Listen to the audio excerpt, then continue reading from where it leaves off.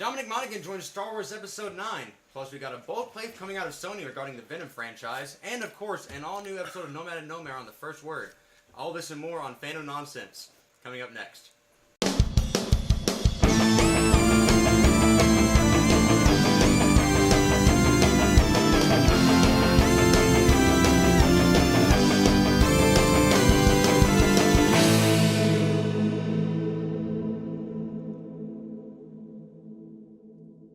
Nolan is a silly bitch. God damn it. Strike that from the record. I'd like it to be known. Is this on? I'd like it to be known that Aaron is in fact a silly bitch. Well, we'll figure out who the silly bitch is here. Welcome in a second, but Welcome to the ASMR of Nolan is a shitty bitch. I'm Aaron. You gotta say it. No, he has to say it. No, you say it. And introducing for the first time on the podcast. What's up, I'm Colin, guys. And I'm also Nobody cares. You're a silly bitch. welcome to Fandom Nonsense. I'm Zach. I'm Colin. I'm Aaron. And I'm also Nolan. This is Colin. He's It is. in town from California. Yeah, super great to be in. I've always had a thing with all you guys being what we call, what was it, friends? I think so. Friends is kind of a subject. I think Now, that- well, We friends. we make fun of each other's dreams enough. I feel like that whole thing kind of fell out of favor in the mid-2000s. Yeah. Right. Friends thing and Yeah. personal Yeah, connections. friends, Yeah, like it's the outdated. word friends Yeah, is overrated. it's really outdated. Like, Right. As soon as Friends got canceled, I was like, we're done with this. Well, I guess I the mean, word just doesn't exist. That show's over. Sorry. Aaron and I were definitely ahead of grade on that. We were a what? ahead of the grade Oh. on that. I mean, we've been enemies for how long? You're nothing compared to B-Ball. I mean, that works. B-Ball actually challenges me. Well, he's an actual heroin Person. He's a heroin? He's He's actual heroin. he's an actual harrowing presence. So I just kind of sit here and have a shitty beard. So that's how it works. Fair enough. Fair. Colin, will you put the rumors to rest? Do they actually know how to party in California? To be honest, they know how to party just as well, if not a little bit, kind of outside of like in comparison to the rest of the world. You heard it here first, folks. People party all around the world. But California is said to know how to party. That's true. California is said to know how to party. Should know how to party. How to party. I think that has to deal more with the situation of the section of California that I'm in. And That's true. I thought it was just like state lines. They hand you a party hat. yeah, And one of those blow things. and I'm not in like LA or anything. Right. LA's fun. Yeah, LA can definitely be fun. And it could also be to crackheads doing the moonwalk in the middle of the street. Also not bad. So it's like, as long as they're good at it. you know, LA can be yeah, fun. as long as you have it down, then that's good. As long as you know how to moonwalk and do crack, you're gonna be great in LA. Well, as a son of a dance teacher, at least I can really. Were you just on the get sidewalk, into- just kind of like, those crackheads are really good at this moonwalk. At what point does moonwalking become moon running?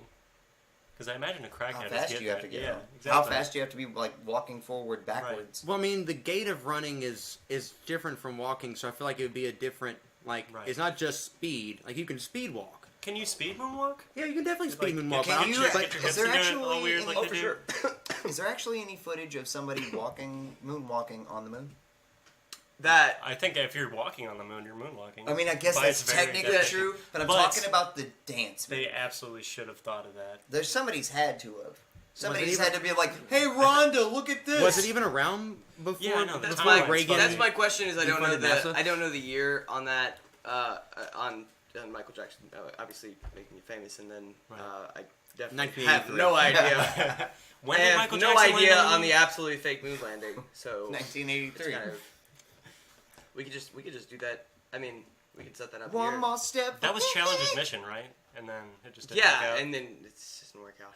Damn, It's a sad shame. it is. So I hate it when scientists die. I'm starting with the man on the moon. That's Asking if he'll walk this way. I wanted you to have 2 other lines on top of that. You tried. So, Dominic Monaghan. yeah, is joining Star Wars Episode 9. Who's Dominic Monaghan? It's Monaghan. Um, Monaghan? Monaghan? Monaghan? One Yeah. of those. Mulligan. Mary from Lord of the Rings. Okay. Yeah. You know what I'm talking about. Yeah. Alright, but what is he joining it as? I mean, I haven't said. Mary. I think He's one of the twins? Yeah, he's Right. one of the. He's the side- adventurous one. They're not Yeah. twins. No, but they're the best part of that whole fucking. They're Right, pretty right, much yeah. twins.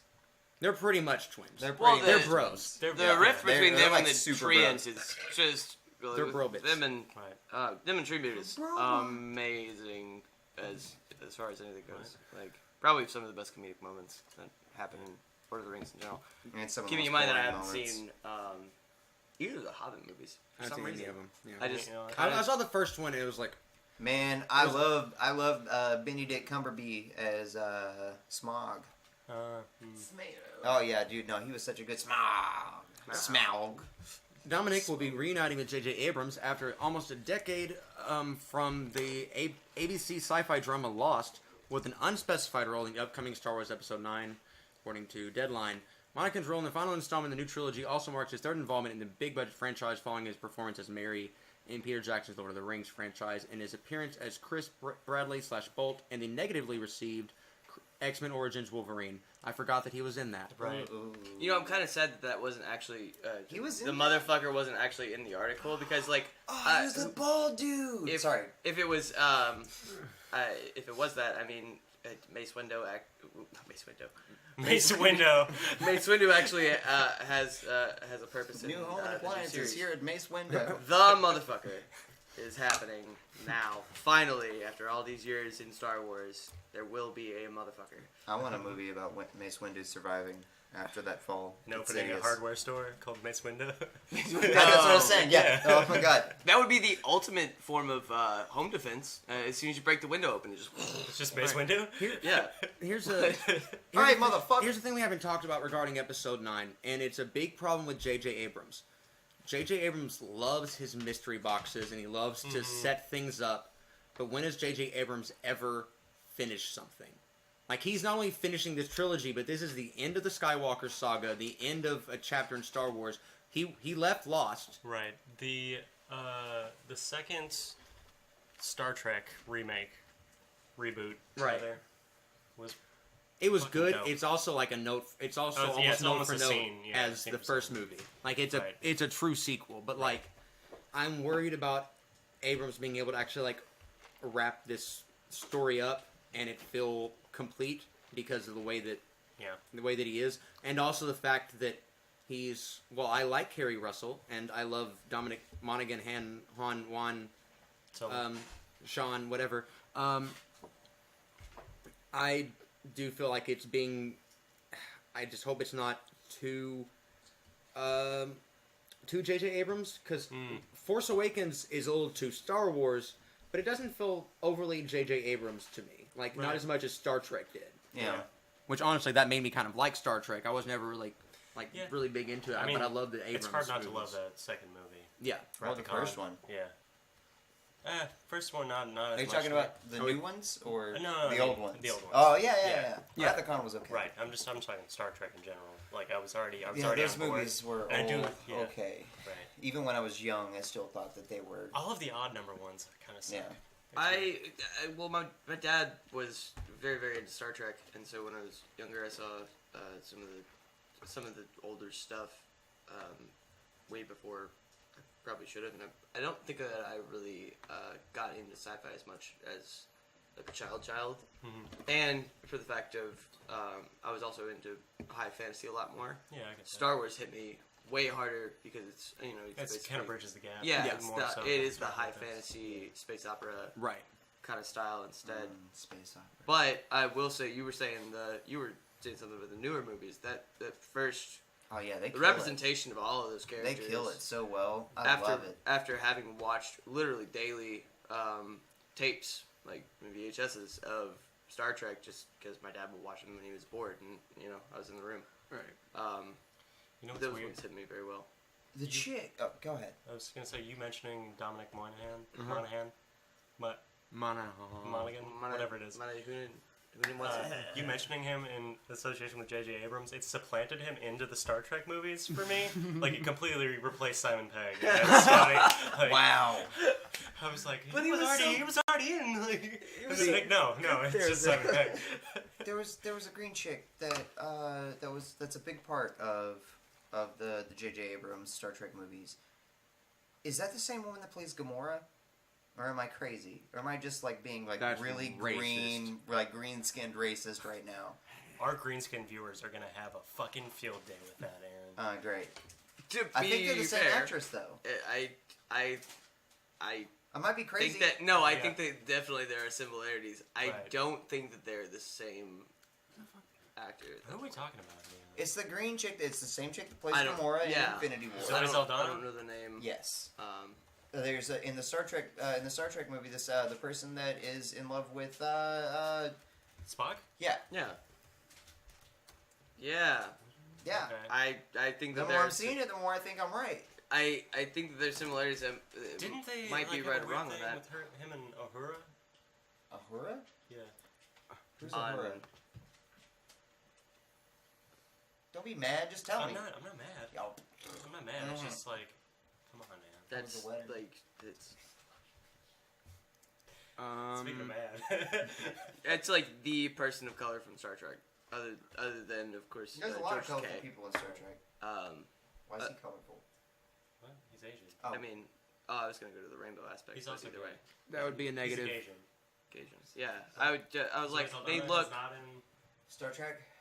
No, she is actually in the second one as Uhura. Does she have, Okay. is Yeah, Ahura that's have what- green yeah. skin? No, No. She's just No. She's just herself. Oh, she's in it. Yeah. Yeah. Mazel tov. She is in it, but it's not the same. I don't think it's definitely not the It same doesn't person work. that you're thinking of. Do you know what Mazel Tov means? I don't think you do. What? Nothing. It's fine. It's perfectly fine. I was still It's better that you don't know. I was close to right.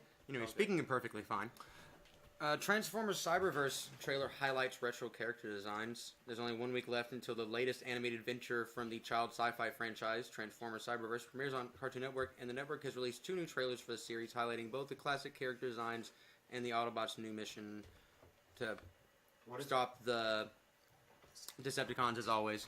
There's Bumblebee, I guess, and Optimus. Hey. Yeah.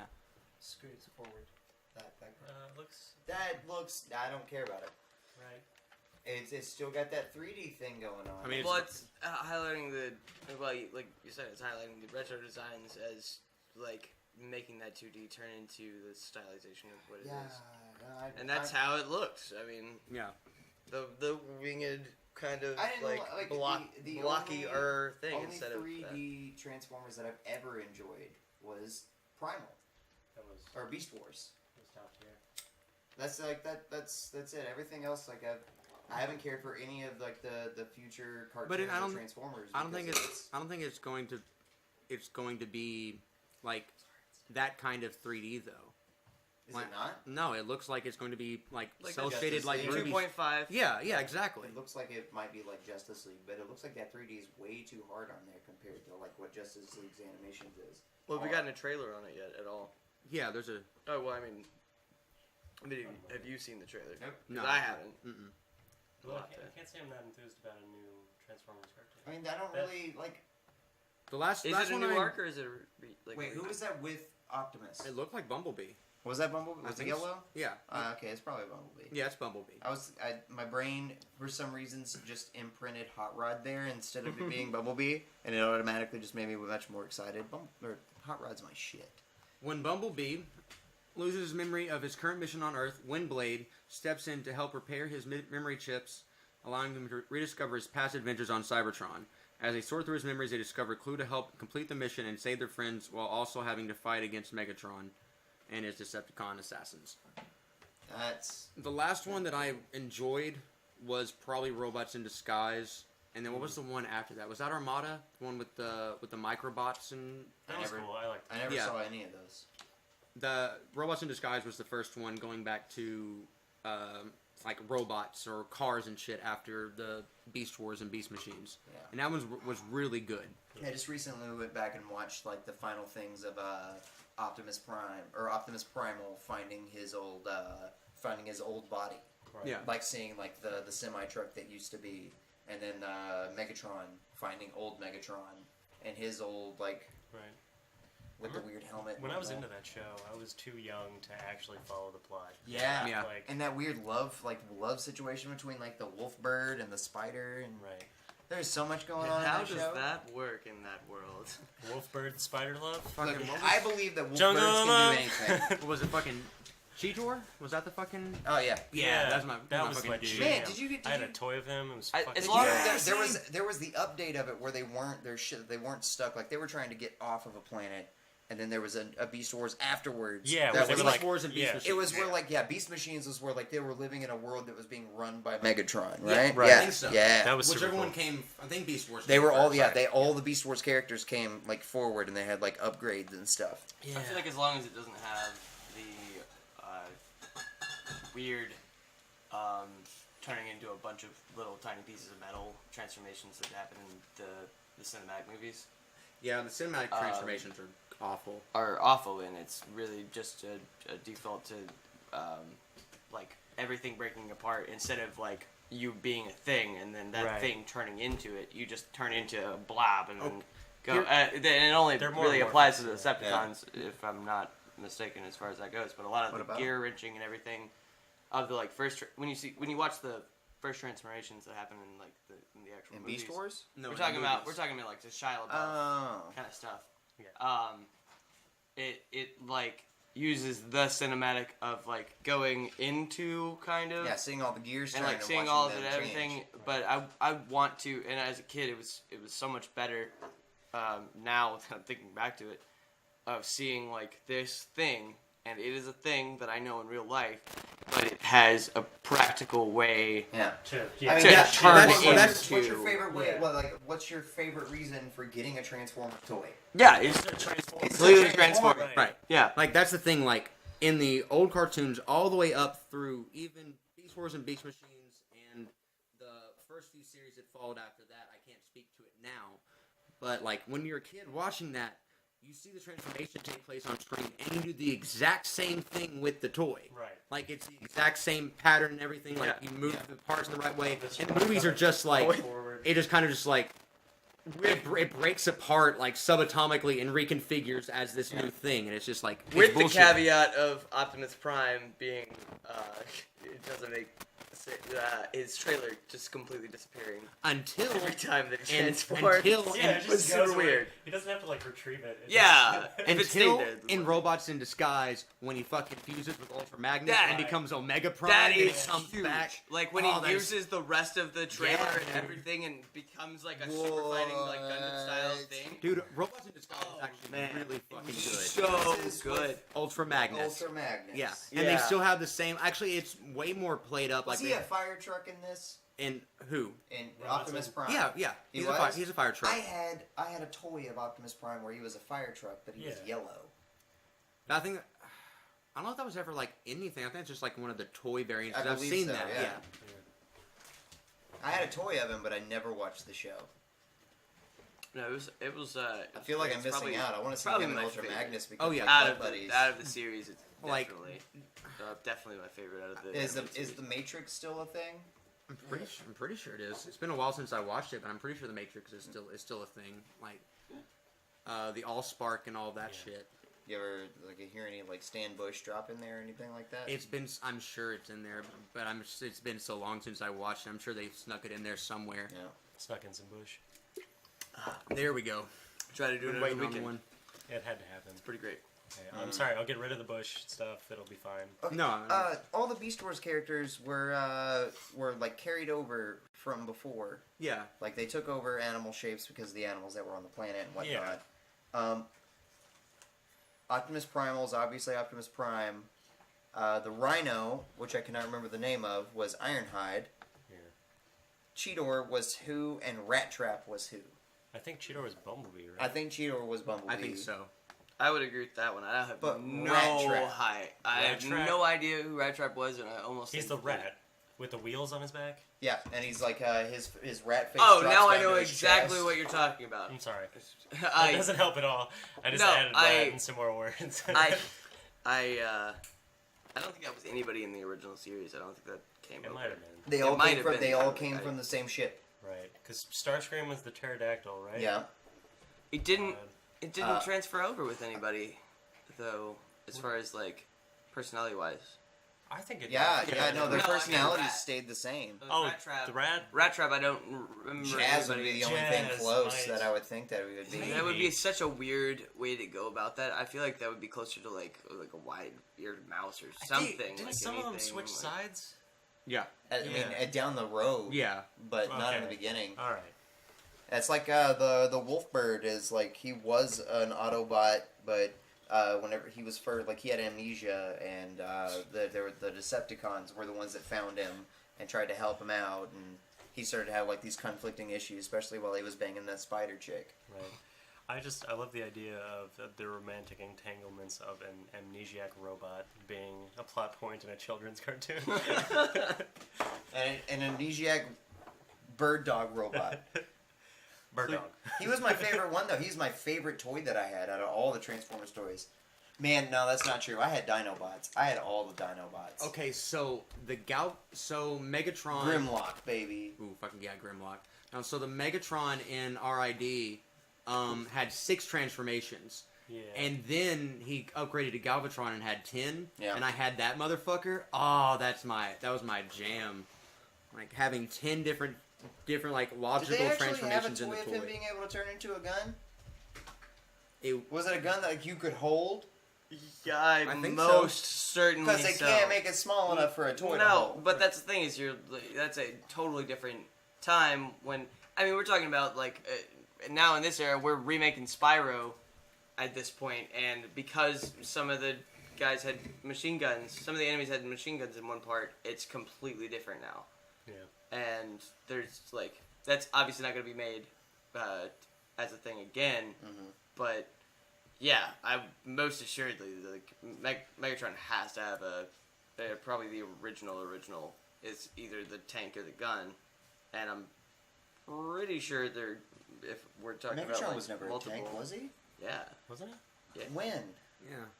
I'm pretty Wait, sure. was Megatron not a tank at some point? Who am I thinking of? Megatron was I'm never a tank. fairly certain that Megatron was a No. tank shortly after. Like, I feel like that was the second thing that you saw him as and turned into. I mean, Galvatron was the next thing you saw him as. Yeah, and and it when he was was Galvatron, he was a bigger gun. Right. He was basically a gun, like a heavy blaster Right. on a tripod. I'm almost certain there was a tank. I could be wrong on that. And that could be another. But I mean, I remember it. Maybe I remember a tank. I don't know if that was him or not. But that seems I don't like think the that was default. him. Like I don't. His default was he would. No, it transform seems and like the turn into- default to go to after that is more my like it's just a big mobile gun. Like, Yeah, he just became a bigger gun. That's Oh, okay. all that Galvatron, So which maybe- was voiced by Leonard maybe I'm Nimoy. getting those mixed up. Absolutely. So, Spock. I know. You look like you didn't. I was So- still confused about Silly bitch. tank. so Tom Hardy, who is getting his big breakout superhero movie this fall with Venom, is also contracted for a whole trilogy of Yeah. Venom movies. Whoa. I have so What many. faith? I have so Somebody's many jumping questions. to Megatron right The now. faith of, I the faith know. of a child. With the agreement with with the buyout, I have so many questions for this whole Venom thing. Like they might be trying to give him his own spotlight to put him into like this universe. This seems. I doubt it. I'm still about like I mean, and I haven't been on the podcast. Venom's yet. also owned by the same people that have Spider-Man too, right? Yes, but Marvel and Sony. Sony are sharing Spider-Man. They're Right. not sharing anything else. I feel They're like not. they're going to end up trying to work together. I feel like Sony is going to put all their eggs into this basket, fuck up, hopefully finally go under, and at least Marvel get back Spider-Man. Man. I can get back that whole They haven't that IP. They haven't fucked up enough with their movies to make it like not go well. Wait, It's- what's the last thing? I mean, Spider-Man's working well for them. How are you What else doing a do they- Venom what else movie do they without have? Spider-Man? What's the last good thing Sony did? What's First Class? That's Fox. Is that Fox? I'm sorry. Yeah. What else do they own other than Spider-Man? They only own Spider-Man. Then It is- never mind. Yeah. And as far as video games go, Yeah, they're really banking that this movie's gonna fucking. I was putting Sony and Fox together, so I was thinking of X-Men with the whole Spider-Man thing. I mean, Sony's the one. Phony. Sony's the one on top of the new Spider-Man game, correct? Yeah. Sony's the one on top of the new Spider-Man Yeah. Oh game. yeah, And it's dope as fuck. it looks fucking amazing. It It looks looks like the Spider-Man movie or Spider-Man game that you would definitely want if you were any kind of a fan of. Oh yeah, it looks amazing. It's the Spider-Man version of any sort of Arkham game for Yeah, Batman. absolutely. Like it really. But you gotta takes separate in- games and movies. I mean, they've Like, still but Not the same animal. I mean, if they're able to still keep making games and still doing stuff with that trademark, Right. Oh, they yeah, can but, still. I keep think it, that can't Sony. They separate the studios, don't they? I think that Sony Pictures is on shaky ground. Right. And if they keep putting out duds, they may just put all their baskets into their technology and the video games, Yep. since that's what's actually always been successful. Well, that still might not be able to keep Spider-Man. Yeah, that's They've what been able to keep him this long though. right. How is after everybody getting backlash off of comic book movies that don't follow specific or at least relevant lore in like making it kind of their own, after all the backlash comes from that from the community of people who are there that are going to be at the midnight releases, and understandably regardless, but you're going to lose faith with some people. How are people not going back and just going, we don't need to make this our own, we need to make this because it's this, like. Yeah. Well, I feel like Homecoming took a lot of liberties as far as like the context and everything, and like the origin and everything. You had to have it mesh with the MCU. The rewrite of Vulture was amazing. Yeah, exactly. Like, that's the thing. Like it all worked, Yeah, and the the core. only reason it worked is because it mixes with the MCU. Well, it's not just that, but also like if you go back and watch the Webb movies or even the Raimi movies, like while they get the beats right as far as like this happens to Peter and then this and this and this, it doesn't feel like Spider-Man. Yeah. Peter never feels like Spider-Man. Whereas like he never feels like the underdog, Yeah. nerdy kid Right. that I associate with. Yeah, same.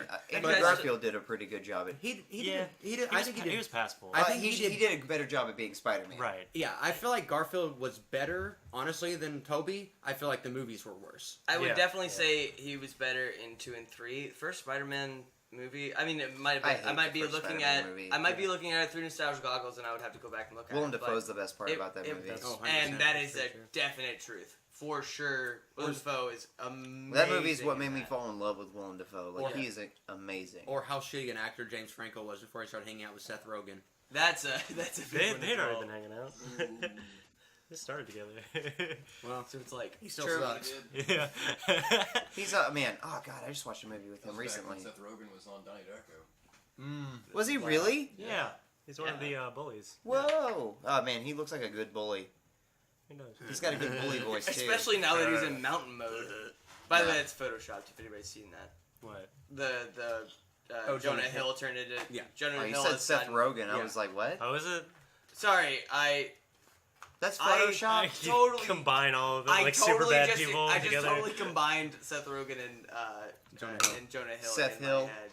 Yeah, basically I had that. Jonah Rogan. But on that note, just Whoa, for a second, that's a powerful there's name. There's a picture going around that is Jonah Yeah. Hill. Right. He evolved to his He final evolved, form. He's the Jonah Mountain now. Yeah, Jonah. Hey, he is looking fit as hell, and he's doing like super great. But the one that we're looking at is like actually photoshopped and like full. I got that off perfectly.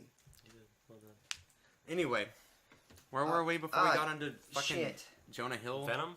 Yeah. Yeah. Oh, Venom. Jonah Hill starring. they have to be like really expecting this to go well. And I've heard nothing good about this. Really? Why? Because I follow critics and shit, and everyone has the same reaction I do. This makes no sense. This looks like the trailers. Have don't they look, actually the seen it trailers yet? don't look good. No, like They have him it's talking like a 13-year-old bully. Yeah, you know? it's like, not appealing. Like you can. I feel like at this age now, like whenever it comes to Marvel movies, like if it's not in the Marvel universe, it's not gonna make it now. I also don't feel like I understand. Deadpool's on a different level, and that has so much nostalgia before the MCU. It's gonna stick Is Deadpool No, I'm just- Sony or Fox? Fox. as long as it's 'Cause good. it's As long X-Men. as it's not a Yeah. Wolverine Origins, it's gonna stick because of this Or the nostalgia Wolverine. value. Like, Yeah. Like X-Men, the X-Men franchise is it's pretty hit or miss. Like X2 was good. The Alright. first one, X2 was actually really good. I I was upset with the fact I that liked they're the not working with it Wolverine anymore. for the fact that if that was a comic that I was reading, I would have been encapsulated by it. If it was an actual like Right. drawn cartoon Yeah. comic, like, but that's exactly what that movie was a fucking comic, and that's what they first tried to do with But I- Wolverine Origins, but they fucked that up But I- because they're idiots. But I feel like that's kind of like the problem with when it comes like DC's a good example of that. Like we'll watch something, and a lot of times they'll pretty much retell the same story in one of the animated movies that's happening that year, and it's always better. Like even though like you can like make it beat like cinema is just a different monster than Yep. cartoons or comic It's books. a lot harder to fucking like you can't hit that same fantasy the same way with these characters. Yeah. Like it's hard to. You have to find the right way to do it. It has to be the right way. I can't believe that I'm the only one at this point that feels like they try to edgelord everything. Like Try to what? edgelord everything, like make it edgier than In what? when in DC. Oh, movies. absolutely, Oh, yeah. 100%. Make it That's way why. edgier That's why than I'm it excited actually about is, fucking and, like, Shazam. Yeah, Shazam is going to be the turning point movie I for I- the DC universe. I freaking hope, but also on top of that, is okay? Which That's one's the color changer. which That's one's- the palette change. which one's reactionary to the other, Shazam or Marvel? What do you mean? I mean, Captain Marvel's coming into the MCU. Yeah, but In the the next movie's that, called I mean Shazam. that's been planned for But so long. that's That's is so the not answer, good. right? We talked about this a couple weeks ago. they shared They come out in the same month. I think that something's going to end up getting moved. Shazam If is they don't move Shazam, they're fucking themselves. that's one So that's one hard. comic book's answer to the other character, right? We're talking about, right? No, because Wait, I Captain always Marvel? kept them as Shazam like was originally Captain Marvel. Because- Okay. yeah, So okay. before, So- back in the day, before there was DC Right. and there was Marvel and all these different companies, there was a Captain Marvel character. Yep. That character ended up with all the different things that DC bought and acquired. They ended up owning Captain Marvel. Right. Then I forget the original name of Timely Comics turned into Marvel Comics, and so they're like, hey. We want this character. Of course, the Captain Marvel in Marvel is a completely different character. Yep. Yeah, they just But wanted the name. they got the name Yeah. because they had the It's Marvel. copyright. They had Miss Marvel already. Right. Right. So But they- that's okay, Yeah. but aren't they? They're different. They're very different. Are they Yeah. very different? Okay, Yeah. so Oh, yeah. I'm gonna put a disclaimer out. I only know a lot of the comic book stuff that I know from you and from Coco and from my friends. You don't know much about Shazam, probably, then. Well, especially that because I'm fairly dyslexic and reading is Yeah. kind of See, All you gotta frustrating know, for one me. thing- all you so gotta know about I this haven't gone movie through is that Billy Batson comes in contact with this wizard named Shazam, who endows him with these powers that turn him into an adult. The Okay, power so what of the is gods. Marvel? Right. But The isn't power of the that Greek gods, kind of specifically. the same? not at all with Marvel. It's No. No. Especially because the- it's the Miss Marvel or or whatever his Mar- name Marvel. passes that off, right? Yeah, Marvel is an alien Right. who comes to Earth and helps Shield with some shit, whatever the movie ends up doing, and he has superpowers. And Carol Danvers, I think, is her name. Are they considered mystical? Is one of my big ones. in the They're in more the, super- in the Marvel? I think Because she's sense, just Shazam like- I think They're is she's- magic, supernatural. right? Yeah. Yeah, Shazam is like straight up magic. Magic. Like 100% Greek myth magic. Like, Okay, he's and that's one- why he's like a 100% perfect magic. thing for Superman. Fighting wise? Yeah. Yeah. Well, they always have. It'd be more of a contest than Oh, it they've should had be such logically. good bouts. They The have. two of them have had so many good bouts. And well written bouts, and those are some of the stuff that I look up is like Right. There's a best really- moments of Yeah. blah. Comic Historians But is a fantastic best thing for me part- because the- I can listen to comics while I'm like doing other things, and they do a really good job of playing characters and doing that. Oh, So yeah. I've tried to catch up on a lot of stuff, What's the guy that we watch? but it's kind of hard to. We watch a keep lot of going people. through. The guy that'll read out comics. The last thing that It's I comic. remember It's comic story. is Comic Story. Yeah. Yeah, Oh, no, yeah. that's Oh, he's he's fantastic. so Have you good. ever heard him do anything Deadpool? Nope. He does every Yeah, single no, voice, no, no, no. and it is amazing. I've heard him. I heard the only thing I've heard him do Deadpool is whenever it's the story of Deadpool trying to keep this woman from committing suicide. Oh, that's a really good. Yeah. Oh, it's so good. Oh my! And reading that is Yeah. actually really super But- dope. You're talking about the one where she comes. She's on the She roof. comes Yeah, with she's him on the to roof. go and beat she- some asses. yeah, he's with pretty them much and just everything. telling. He's pretty much just telling her like, But you could do man, that you if you really want, chose but- the wrong building. Like the Yeah. building over there is Yeah. halfway destroyed, much higher. You would have he- died much faster. And he makes the point that he should have gone over to Parker Industries or Yeah. or Yeah. whatever. Yeah, it should have gone because it somewhere makes else. the I couldn't Spider-Man remember thing where it was. happen. No, but Tear jerking every single time Oh, yeah. I read it. The best thing though about the best difference between Miss Marvel and Captain Marvel or Shazam is that Billy Batson's a kid. Yeah, he's a child. Yeah. He is a kid who, whenever he says Shazam, Yeah. he turns gets into the an vibe. adult. And But I he's know still a that kid. difference. He doesn't become like he doesn't take the form. He's and, like, mentally a He's kid. not like Yu-Gi-Oh. Yeah. He's not like Yeah. whenever that thing Yeah. goes off, he becomes He's a different person. He's not some kind of crazy. He's a kid in a Pharaoh. adult's body. He's still Billy Batson, All right, I understand that. and that God, it's so good. Right. I've always which held is- him as If the. he's going to get as the added to the answer. Justice League, and there's a fun thing like. For a long time, the Justice League had no idea that he was actually a kid. Yeah, Well, and it Batman- comes out- Except Batman. Yeah. Yeah. Is that for real? But But Like, he's gonna get- Batman. But no, seriously, I'm like on it. I was for real earlier whenever I said I believe that this is like Shazam will end up being the turning point movie to help push the cinematic universe of the DC DC. Yeah, because it's easy to take that story and make it lighthearted, make it fun. What DC has And really then been when missing. and the story itself looks like really good. Well, I mean, what it's about- obviously it's campy, but Right. That's What it's about a campy Aquaman? character. look at the Marvel movies. Aquaman They are looks so like a bright campy. point to me. What too. about Aquaman? What about For it? one, well, we're reintroducing a character that is, for all intents and purposes, for the past couple of decades probably, been seen as his super friends. Oh, that's not Persona. true at all. I Oh, that's no, absolutely for- true. He's No, gotten, it's he's gotten in, cooler. no, in to the people. mainstream. No. The DC universe changed the way people looked at him. There's this. He just said for the last couple of decades. I think Like, for, you're like- yeah. Like that's like how it's been for the longest time. Yeah. I don't really think that. I think I think he's gotten cooler and cooler because of the fact that there was a stereotype of people hating on him so Right. much. Whenever he appeared in the Justice League cartoon, that's when I think that. They put the science onto him Right. about like his body is like dense as fuck. and He's, what's the young guy? Is it Aqualad? Aqualad. Aqualad. It was Everybody was loves a Aqualad. super dope oh yeah. thing for me to see. That actually made me look more into Atlantis in general as a comic series. But Aquaman has more- had an image problem for a long time. Yeah. Oh, yeah. More of what Yeah. I'm saying is, especially with and now Jason Momoa. Yep.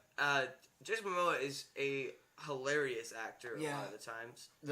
And And I feel they like didn't ruin him in Justice League. I feel like that could, while they try to, like we were talking about earlier, make it edgy. I Yeah. feel like with he's him, he's edgelord he as is- fuck. Yeah, but I feel like there's gonna be more comedy in that than we think there's going to be. I don't think so. because he is a funny dude. The producer and the director of this movie are both like widely known horror directors. Huh. It's the same guy that's done The Conjuring. And you know me, I'm not a horror fan at all. He did. I can't What is the really other one I'm trying to get into fucking it. think of? A Haunting in Connecticut. Like he's done some dark shit, Yeah. and he's the guy that's directing this movie. Like, I'm super excited for it. I think it's going to be incredible. I'm excited to see a different take on Aquaman like that. Yeah. But everything else in this universe has been so dark that I'm scared for that at the same time. Yeah. Because at the same time that they're having Aquaman come out, we also have Shazam, who is so colorful and boastful and joyful. Right. You know what? It seems to me like it's a lot easier to miss whenever you're trying to be subdued and serious than it is to miss trying to be campy and fun and everything like that. Because when you miss being campy, you just end up being funny. Yeah. And that's in the same vein. But if you're trying to be serious and then you end up campy.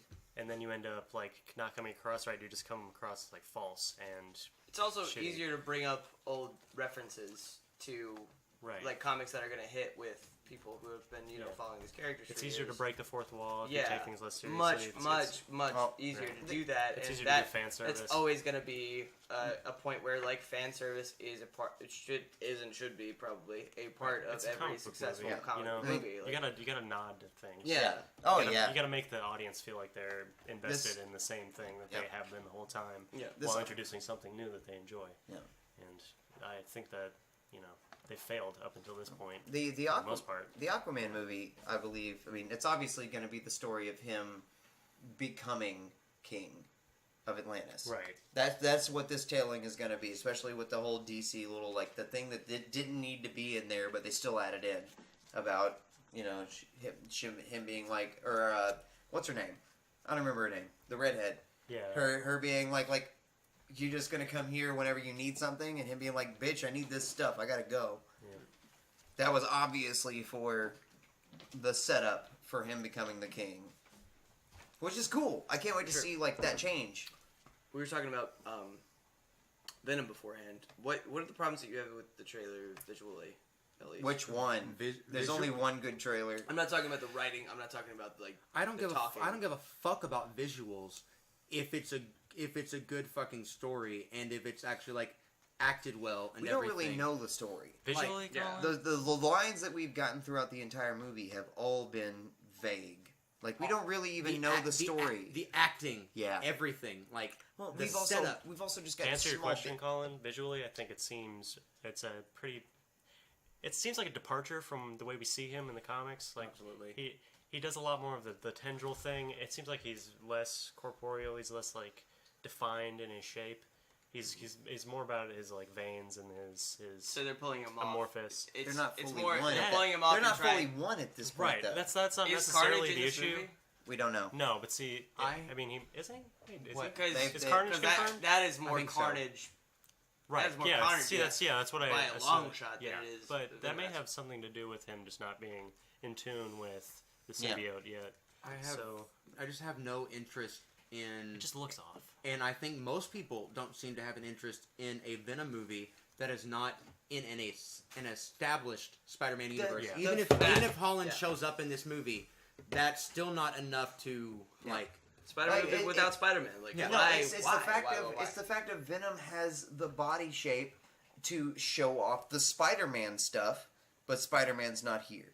Right. Like he obviously already saw Spider-Man, has already had some sort of dealings with him. Yeah, if he's just- taking on just- this form with Eddie Brock. I just realized he doesn't even have the. He Does he? doesn't. No, he doesn't. He doesn't have But the. Yeah. the here's Venom the Spider thing, Venom is not interesting. He's only interesting as a foil to Spider-Man. Like that's the only way like that his character He's is interesting. he's had some good compelling. anti-hero moments. He has, but that's only once you've had years of establishment Yes. of him being against Spider-Man and everything. And Absolutely. the Just- things, just and the rebranding things, him and and the putting him things the symbiote learns from being in Peter Parker's Yep. brain that influences his own sense of ethics and everything. Without having Peter Parker as a part of the symbiote, the whole Venom thing, it doesn't have any weight. It's like Deadpool in X-Men Origins. Like they changed the character so much. Like sure, yeah, it's Venom, but I have no connection to it because you changed so much about the character. Yeah. I think instead of it being Spider-Man that teaches him to be good in this story, it's Eddie Brock that shows him how to be good. That's what the trailer shows, at least, about like we only hurt bad guys. That line, Right. Is Eddie which Brock, I hate. But is Eddie Brock in the comics a genuinely good person? no, No. So- he's a dickbag. He's a straight frat does house so bro. he so got- it doesn't make sense that he's No, not at all. doing He's a this? bully. He yeah. got the way This the is Venom, a whole different the way the whole universe. thing's though. set up is like Eddie Brock got fired from a rival company to the Daily Bugle called the Daily Globe. That's what this story is. No, that's That's the the Venom. traditional and like just about every Eddie Brock except like I think Ultimate changed it a little bit, but he got fired. What? He got fired for basically faking a story, like he staged a photograph or something like Yeah. to make like some big sensational headline, and he blamed Peter Parker for it because Peter Parker was the one who broke the story that he was like framing somebody or something, Right. and then he ended up going to a Catholic church to kill himself, and that's Yeah. where he met the symbiote and all that happened. Right. So he's a Where dick. Peter was No. using the bell to fuck up the. Yeah. No, and that's an iconic thing from Yeah. all of the comics Yeah. that even I know. Oh yeah, no, he hates that shit. No, The huge my side brain thought thing and my brain how thought it for a happened. second that Eric Foreman, I don't know his actual Topher name. Grace. Topher Grace. Yeah. I was thinking like that he wasn't actually Eddie Brock there for a second, and like this symbiote is from that universe, and then Tom Hardy is Eddie Brock. That's why I went and then I was like, oh wait, Wait, from No. from the from the Spider-Man from the universe, Spider-Man from the universe trilogy. or the 70s show universe? No, that would Because be. that would be a movie I would pay. I mean, take all Eric the money. Foreman I'm becomes gonna- Venom. Yeah, he Fucking, gets like- it. He's like, my dad's gonna kick my ass. like to quote to kind of like half quote Donald Glover yes, he's one more for that 70s Venom. Like I would definitely pay to see that over and over again. Like, The MCU needs Venom. They need him in there for sure. to have fucking not yet. not Yeah, yet not not yet. now, obviously. Like, They got the We got Sinister way Six too to much deal to with worry right about. now. okay, like, because I know you're a Spider-Man fan. Like, Venom is like 20 years down the line. Yeah. Like, there's so He's, much like, story that happens in Spider-Man. Bronze before Age, isn't Venom. he? Like, what? Oh yeah, like He's Well, Bronze see, Age, isn't he? That It's this like is a- why I'm saying like they could take Venom and end up putting him in the MCU with doing these like standalone stuff. I don't think so. Because the deal is they share Spider-Man, but everything else stays with Sony. Sony's not going to share the other shit. And We honestly, don't know it's what's just going to happening under the. it's going to be convoluted. I guarantee you, Marvel and Disney want nothing to do with this Venom movie. If it's actually good, It won't. and if they actually make comments towards, if Venom actually makes comments towards Spider-Man or something like that, I'm gonna stick to this little like thing that I'm going with. I want to call it now. That they're gonna end up taking this Venom and trying to put him in there. I can see Venom Maybe in a standalone Spider-Man thing. I can but- see Venom one day down the line in a Marvel movie. And the thing with Spider-Man, like, I don't know other comics as well as I do Spider-Man, but like the things we've gotten into in the whole MCU, you could do that kind of scale in just a Spider-Man movie, Yeah. or just a Spider-Man like the Sinister Six, Venom, that kind of thing. Well, I guess Into the Spider-Verse is probably going to do the multiple different Peters fucking thing, but multiple Peters fucking. multiple Peters fucking. But anyway, we have some Talking more about fan things. service. We have some more things to get into later, but now is a good time to jump into the first word. Nomad of Nowhere. The There we go. pregnancy. Nomad of Nowhere. The color, man, the colors. I hated the gradient on Scout's hair. Mhm. Through the beginning of the first season, like Yeah. it was an eyesore for me. In Very this episode, very Flash cartoon. Exactly, Yeah. like it was almost out of place looking for me. Mhm. And looking, it was still pretty. Yeah. I love gradients. I love gradients. I don't like But gradients in 2D. What's the lowest base? I like gradients in 2D. Not So- on but- characters. That was still, it was just out of place looking. There wasn't a good like bevel in the hair. It didn't look like it was actually a fitting part to it. Right. Yeah, it was out of place. But in this episode, it looked great. If I'm not All the colors in this Mistaken? looked great. if I'm not mistaken, this is the lowest budget income full like trying to go for it animation that they've done. Even Have you seen Nature Town? Yeah. Right. Oh my god. Well, Okay. that Camp- they've done, they're actually like really, like a narrative, Yeah. yeah, they're Camp really Camp, working Camp Camp into is it. equally as Camp low Camp's on the budget. level on it, but it's yeah. less ambitious. Exactly. Yeah. There's not a lot of action and movement, and we don't have as much movement. You can get away with having those kind of more stiff characters that you get from that kind of puppeteering style that they're doing. So it's Yeah. not like frame by frame. It's rigged and all of that. It shows a lot more on Nomad because it is an action kind of series. Another thing, Kickasola called it forever ago about Scout and the Nomad getting together. I said that, didn't I?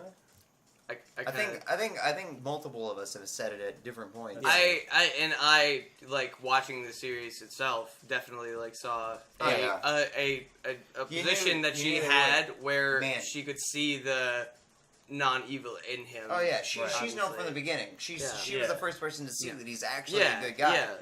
The point, the point where they were like he was taking Scout hostage. Oh my god, that was adorable. And to like that's not how you take me hostage, and he goes to do that. I every single time I watch this, I keep on thinking about that flashback that you saw in the first episode that the Nomad has. Right. You know what I'm Yeah, talking about? yeah. I actually it reminded me From of her, and they both look a lot alike, Right. like those two characters. that. Are you trying to bring a family thing into that? Well, yeah, I think there is. Some I sort of- still want to yeah. hope that there is some sort of family thing. I hope not. I think it's just even the Nomad if it's doesn't. generations down. I really hope it's just the Nomad doesn't understand the concept of taking a hostage. Just Right. Oh yeah, that point itself. Yes. when he's taken hostage, he like tries to hold the guy's hand. He's like, Right, "That's not what yeah. hostage means." He's like, "He thinks hostage that is was a friend." good Yeah. continuation The family- of that joke. Yeah. Yes. The family ties thing has almost become an overused trope to me in our Yeah. Yeah, yeah. Definitely. it's exuberantly like a big plot point in RVB, Right. Sure. director and everything. What is? The family ties thing. like Oh, families yeah. tying in together. Michael J. Fox is And- too overplayed in Yeah, right. RT. It's just never. Oh, man, if never he gonna had be a thing. character It's voice a in there. shaky subject. Yeah, they should shake things to up be, for sure. To be sure. But as far as it goes, like I feel like they've overused that trope, and I feel like with Miles and how he writes, What's you overuse that trope? The family thing? The- Yeah, like- fathers and Parkinson's. all of a What- sudden, what's all the of a sudden we reason- finding out like that people are family. So what's the reason that we for that flashback then? Is Oh, that I think it's just some relation that I'm not like it's a maybe relation not of millennial. it's a relation of something that he saw, but we haven't seen a single flashback thing since then. The only thing that's from the true. first episode that we've seen again is the glowy chest. I think that we might get a flashback in the last episode, either out of the first one of next season. How many the way more that episodes do we have? I'm guessing probably Like this 2 or will- 3? Probably 4. It's usually Probably usually 12, 12. yeah. Yeah. So like probably 4 episodes. But usually RT likes to book in with those kind of thematic things. And Miles likes to work with Yeah, that. It's not Miles directing it, is he? he's Miles not is writing. A yeah, shitload of it. He though. writes it? Miles, Jordan, and Oh, Miles Jordan. No, and- Miles. No, Miles- Jordan Miles- Battle. Miles, Miles Jordan Battle? No, Yeah. Swears. Oh. Years, yeah. Jordan Battle's the guy that does Not named RTAA. Who does it now? Swears did it for years. Yeah. Did RTAA? Yeah, Yeah. Swears the guy who invented it. Battle's the guy that I'm thinking about then. Okay. I'm yeah. sorry, Swears is the guy I'm Yeah, thinking about yeah. then. He's Shut also up. the guy that invented camp camps. Silly fun to bitch. say. Um, Fuck you. But I feel like that'll probably either be in the last episode or beginning of next season. But I feel like this episode There's going to be some kind of connection between the two of them. probably it's in some degree. I don't think it's going to be familiar. I kind of hope it's not familiar. There's a reason that they're doing that it's going together like this, I think. I think it's just because in the first episode she was introduced to the Nomad in a way that kind of showed he wasn't such a bad guy. And we've learned in these last couple episodes, it's not that he's like this dark force of nature or something.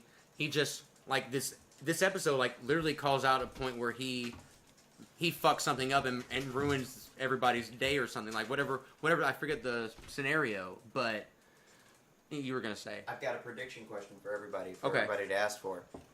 What is Scout going to do with the Nomad? Well, I definitely think I was just about to say I definitely think these we know we're in the end game now. Scout and Nomad are together. We know like kind of the plot that's going to move forward with these next 4 episodes. Her bringing him back.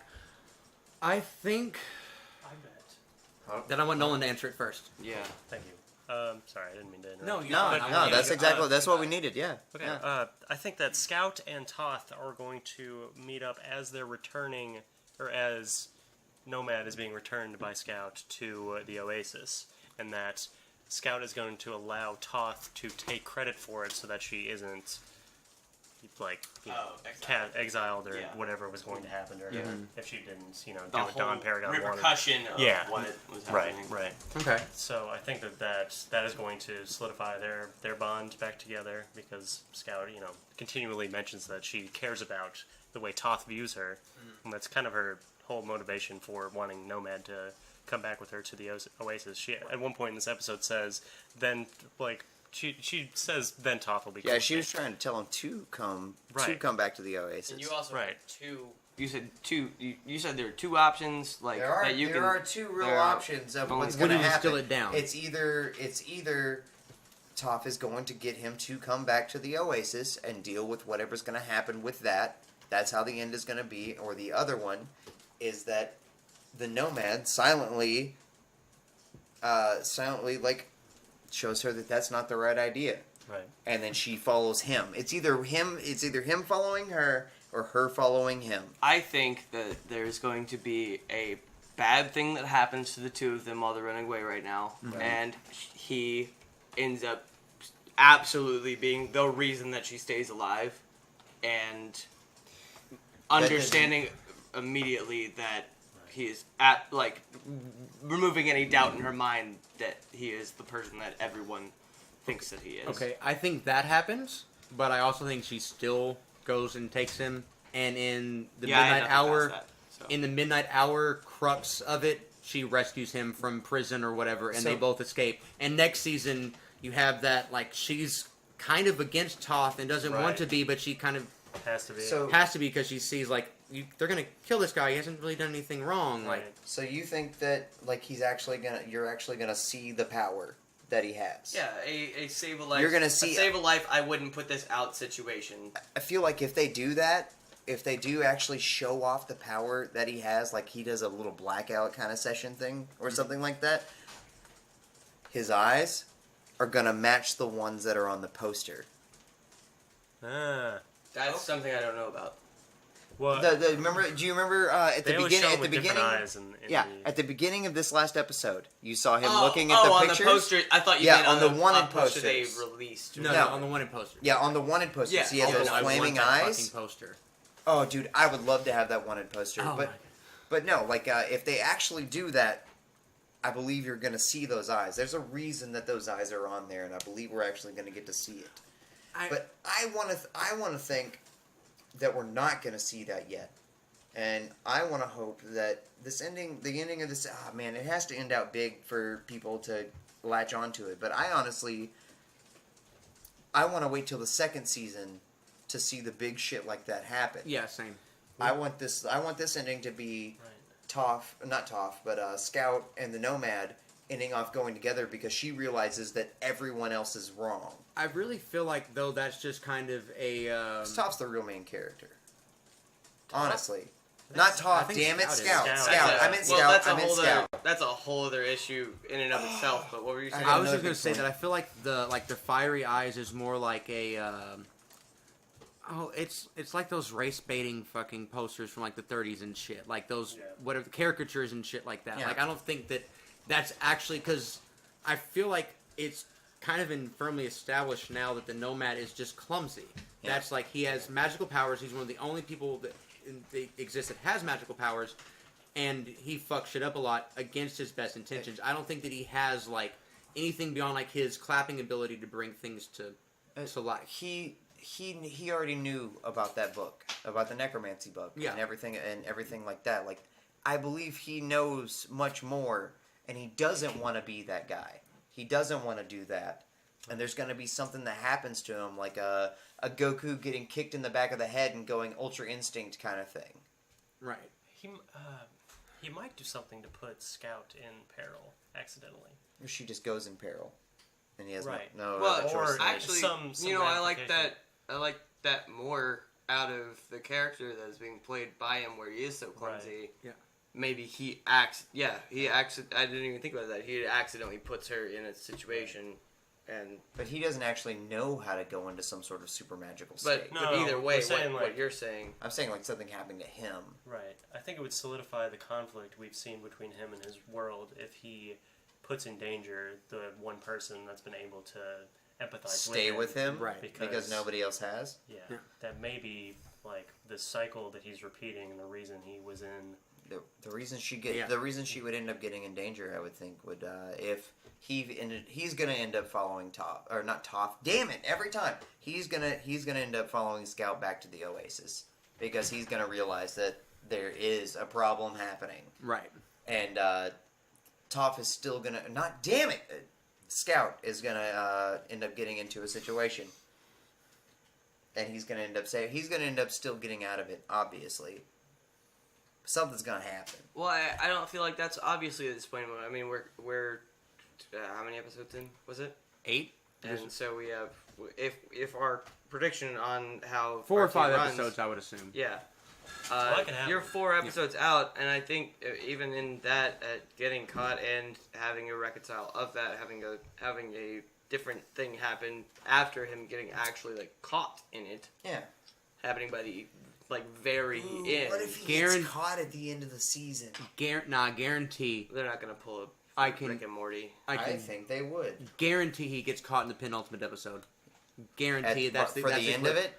That's the cliffhanger. He ends of being No, the penultimate one. yeah, like he ends up getting caught. in the one And that's before how the- it ends? No, the No, one the one before the. final. Okay, No. Penal. Oh, Yeah. yeah.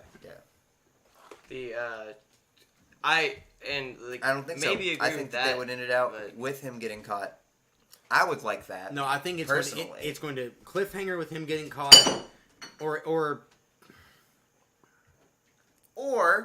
Or Scout,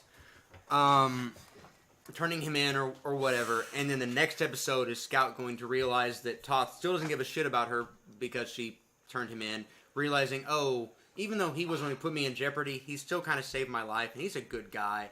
They're going to kill him, and her rescuing him, and them riding off into the sunset together, and that's how season 1 ends. I think Toth is going to hit on the same level as Scout by the end of this. Not this season. Maybe not this season, but I really believe that that's going to happen. And that short point that you had with Red Manuel, where they were pointing out to him that his flaws. All he talks about. Yeah, they were pointing his flaws out to him, which means he is going to start progressing and he's going to become a bigger character. Oh yeah, definitely. By the way, we were in a situation. I didn't hear the line that they were talking about where that's all he talks about. What was he talking about? If I was in charge. Yeah, if I was in charge, then so it's always okay. So I heard that line. I just didn't make the connection. Yeah, Okay. He's power obsessed. Yeah. So I think that he wants to be power obsessed. So this season, Scout saves Nomad. You're making me do it now too, you motherfucker. And next season, Toth and Scout are antagonistic towards each other because of that situation. But something happens, and Toth realizes, okay, Scout's right. This is the wrong. So Scout stays with the Nomad. I think Scout stays with the Nomad. I know Scout stays with the Nomad. And Manuel kind of takes over Toth's position. He becomes the bad guy. He becomes the bad guy. He becomes Team Rocket. Exactly. Essentially. And Toth maybe not doesn't help necessarily Scout and Nomad, but kind of gets out of the way. Or maybe does help. Who knows? But I think that where we're at now is kind of, we're on a pretty clear trajectory towards the end, especially with how, like, most of our predictions with this show have seemed to come pretty true. Yeah. Scout is actually El Rey. Toth and Red Manuel ship up. Do you think we're actually going to get a big bit with The Tauros? Nomad is Ozpin. You said I'm sorry. Before we get way too far away from it, you said why did you say Team Rocket? Why did you reference Team Rocket? Because it's They're in the most any classic villains of all classic, time. well, in any classic trope, there's in each episode you see the bad guys trying to thwart So the you're good talking guys. about Jesse James and Meowth Yeah, he's specifically. yeah. Yeah. That's not Team Rocket. That's Jesse. Okay, James. how many Well, TV I was shows just. do you I know? know. of I'm where not. there's I'm not any trying to other- go too far off. Aaron- I just wanted to know that was what you were talking about. Yep. Aaron never Rather red and than- blue. Okay. Or yellow You know or gold and this. silver. Yeah, no, I know this, and that's why I was like making that a There's point no of other like Team knowing Rocket. what you meant There's by Giovanni, it, so. Jesse, Alright. James. No, it's fine. Meowth. It's fine. That's And it. Butch No- and Cassidy. That was also on the Oh, TCAS fuck show. them. No, Butch and Cassidy is They're actually way probably better. the best. Yeah, 100%. I've only seen The like one best episode of them. real Team Rocket that you see, but we're Uh, way off topic on that. Another But anyway, another go ahead. thing, one thing that I love, my favorite thing about the show, honestly, is the Nomad. 100%. It's like you don't like. At first, I thought I was gonna get tired of his antics of being a mute. Silent character. Yeah, I thought I was Speaking gonna just. in violin They stains. I thought I was gonna about go get- how hard it is to. Yeah, no, that's the reason that I thought the show was not gonna make it the way that it did. But they nailed it. They nailed it, and they're still nailing it. Miles This has whole talked about on episode. the podcast It how was hard Swears. is. It was Swears. Oh, just- it was Swears? Yeah, Okay. this Well, last- yeah. like how this hard last it is week. to Yeah, make him the biggest a thing- mute talk in. It's something that they talk about in one of the Ruby commentaries in one of their seasons. It's about the first thing that people go to look for are their eyes. Mhm. That's the first thing that people go to check out. And the Nomad doesn't talk, and this is them really showing off their skill with what they can do with people's eyes. Mhm. And that's all that you get with, you get sound effects. Noise too. Yeah, you Noise get, is the huge moment. Oh yeah, Like yeah, you get the sound effects and you get the eyes. That's all you really get for that and the movement. And they do it. They do it so well. I'm so impressed. On the latest RT podcast, or maybe the one before the latest one, especially when this comes out. It was before whatever they were talking When, about it. Swears was on, and they were talking about that because when they announced Nomad at RTX Sydney or whatever, they said there's a mechanic of this show we've never done before, and we're super excited about but super nervous about, and that was the silent character of the Nomad, and it's my favorite part of the whole show, like such a bold move and so classic. It's such a bold move to make the main character of the show a mute. Yeah. Like that is, and to be able to pull it off, that's the hardest part. Honestly, and it's using the like. If they keep this up, I might like this more than I like Camp Camp. Honestly, I already do. I'm a bigger fan of the narrative kind of thing. I'm a bigger fan of a story progressing episode by episode. I am too. There aren't the character connections. Right. Like I love the Nomad maybe more than any individual. Nah, Nikki, my girl. Yeah, I say, Let's say there's Nikki's other gonna end up having like some sort of characters that are super gonna thing happening with her. Like, And that's the thing. she I like actually how- has superpowers. Well, I said that I already and I know do like it more, and that is comparisons. That is the comparison of season 1 to season 1. Oh, Oh, 100% okay. season 1 to season 1. Absolutely. Yeah. This is way better than Camp Camp. Yeah. Camp In Camp my did really opinion, good. Oh, well, yeah, it catches my attention. The way production value of Camp Camp now is the production value that they're getting to start with. Well, Well, it's not it just production. sounded like it's not just production value though. Like it's, like Camp Camp season 1, the jokes didn't land as, and the fact that it's straight default comedy. Fox comedy. Oh Yeah. yeah, going back, I just Family recently went back and Guy, watched the that first kind season of of thing. Camp Camp. Comedy. I just went back and watched the first season of Camp Camp, and oh yeah, no, like the jokes hit better this time than actually going Right, back because I know to the last characters time. better Yeah. and everything. Yeah. Oh yeah, it works perfectly now, but when I was first trying to get into Camp Camp, because 2 seasons were already out before I even understood that Camp Camp was a thing. Mm-hmm. Yeah, same. And then Yeah, and so I didn't have that watching choice. the first season, I remember that shit. knowing the comedy that I'm used to from RT, and knowing the level of like, holy crap, I don't usually like sit on my own and laugh at things that I'm Right. watching. Right. yeah, when You you're fall down alone, in- That's my most favorite people thing. don't laugh at things. So Yeah. Well, I It's do. just- That's why I RVB, do so baby. hard. Oh yeah, baby. No, Oh yeah. And RVB can make me do that. What I'm RVB saying is, still I makes didn't. me do that. Same stuff I've watched for years, and like the Blood Ghost Chronicles alone. Yeah. I will still laugh out loud while I'm sitting there watching Oh, it. yeah. I know the jokes that are coming. Yeah. But I, I say will it, still- I say it as it's happening, and I Yeah. laugh my ass off. But I didn't have That that timing is just- moment at all of the first time of seeing Camp Camp's first season. Oh yeah, same. I don't Alright. think I did anything more than What was for the entire first season. And then I was like, all right, I watched the whole first season. I'm going to give it a break for a second, and I'm going to come back to it. They get you on And the then the emotions second, at the end of the the second, first season. yeah, they get you on the emotions in that, but I still am only sitting here going, But in the second season, they pulled it out. Yeah. And, Oh, yeah. And really, Second really, season, I was that's cackling my favorite at season some still. points. Out of the 3 with Camp Camp, second season still Oh, my favorite. Yeah, for sure, for in sure. my opinion, as Favorite well. episode of Camp Camp is by far the Christmas special. Honestly, though, Yeah, it's so good. It's only because of I just forgot his name, Magic Kid. Oh, It's Magic Kid, isn't it? No, No, he that's has an you think actual it's Space name. Kid. I always. Oh. Neris? No, Neris the Neris the Cute is Neris the Cute, D&D chick. That's a girl. allegedly. Don't assume. Harrison. Harrison, dude, no. The in the Christmas special, Harrison built this snowman, and he puts a hat on. Oh, Right, okay. yeah, and he yeah, starts No, alright, flipping out. He starts flipping out on Harrison and like starts coming up at it like kill me. Oh, like flipping out, and then the hat comes off and he just becomes like this drowned out snowman. And you just see Harrison going. And then Max and Nikki and them just start walking past like that didn't even happen. So, do you think maybe that it's the fact that they started? I feel like in the first season they didn't do any of those outlandish, Harrison pulled their punches. out of Harrison- the universe, out of the universe that we're looking high at. fantasy or Well, low fantasy, not but only not that. I mean more the the stuff that you have with the like cutaways of people doing a joke that's not necessarily like canon, but it happened. it is canon. It's I feel funny. like Harrison, and then no one else knows about it other than the character. That's just that one character. It's been or two made characters throughout in it. seasons that Harrison actually has powers. He His literally made parents- his brother disappear. Yeah, he made his brother disappear, and then whenever he was like, "All right, now if one of my parents could come up here, I'm gonna saw you in half." They start flipping out. That's just like Nikki.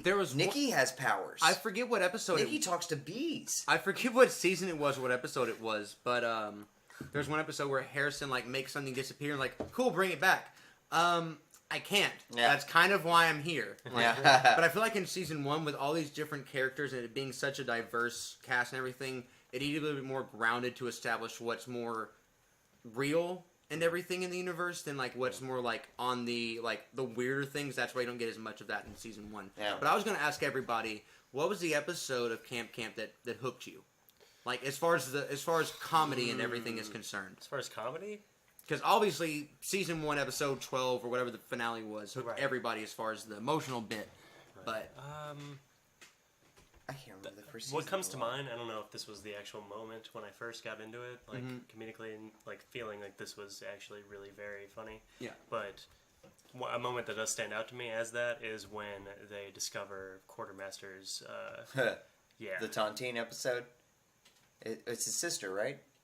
That no, but No? that did fuck me up and was oh, hilarious. his fucking yeah. dungeon. Yeah, shit? his dungeon. Oh yeah. Oh. That was hilarious. Yeah. But what are you talking about? No, you said like you were describing the moment. What's That, the, it was the dungeon. Oh, Yeah. the- It's a different what's episode. The, Right. What's the The Tontine, sister? that's season 2. Yeah. Yeah. That's whenever his sister shows up, and they're in Oh. love with each And other. yeah. Right. And The They Tontine hate thing, the each other, Tontine love each thing is other. he's just like one down. Yeah. I'm gonna win that Tontine. What about It's you? gross with the Quartermaster. It would probably. I'm pretty sure this is still the first season. It's the episode where they're all in a car together, and it's the young. Where they go to town or whatever? Yeah, it's whenever they're on their way to town, and it's David. It's David telling the story of him as a young camper. By the way, Michael as a voice actor is probably my favorite. He is. in He there. has such a great voice. You ever watch Fairy Tail? Other than my I know Him and Barbara are both in Fairy Yeah, Tail. yeah, no. It's like and Fairy Tail is one of, actually my. Have you It's watched okay. all of favorite? No, like as a oh. shonen and everything, like it's great. Is it but shonen?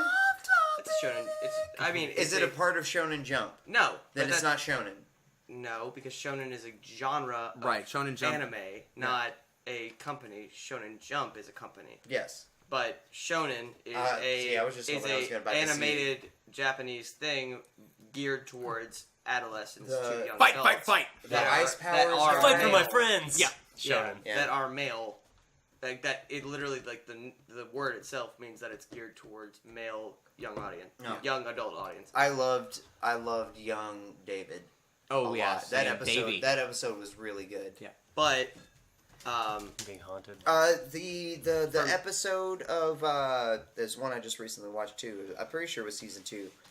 The one where the cultist who Oh, looks the first just like episode? David. Yeah. Yeah. Oh, that It's- song is so good. Dude, It is. oh, I think I'm better than you. I think my hooking point was the first David breakdown.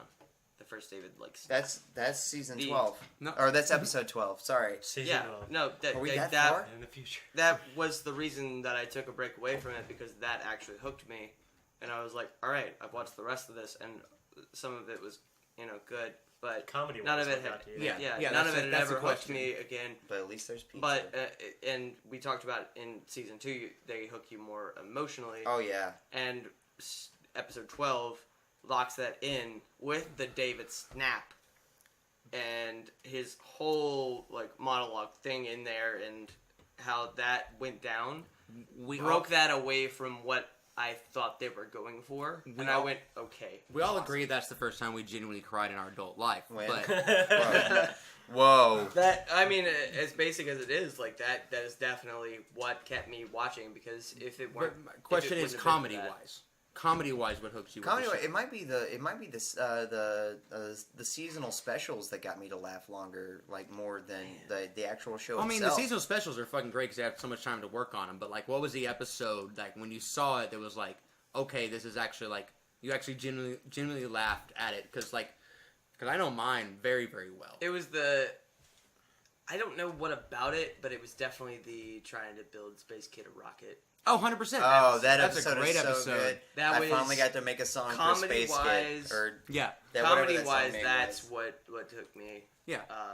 And actually made me look artist- look further into it. The artist for at the end of every song where they have that rap song at Yeah.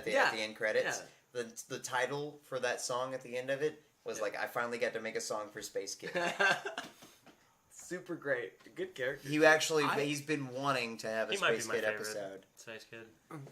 I love the That's a whole songs. different question. I love the songs Richie your Branson has favorite? done for season 2 and season 3, but I honestly missed season 1 because I was actually introduced to a lot of fucking good shit.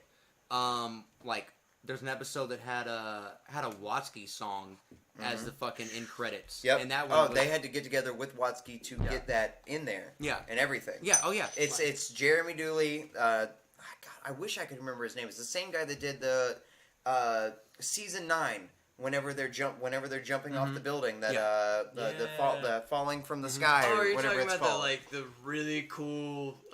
Whenever they're getting, it's the sarcophagus episode. Yeah, doing the jump actions in the air and Yeah. like jumping off of each other in things and like such a good thing, especially before season 10.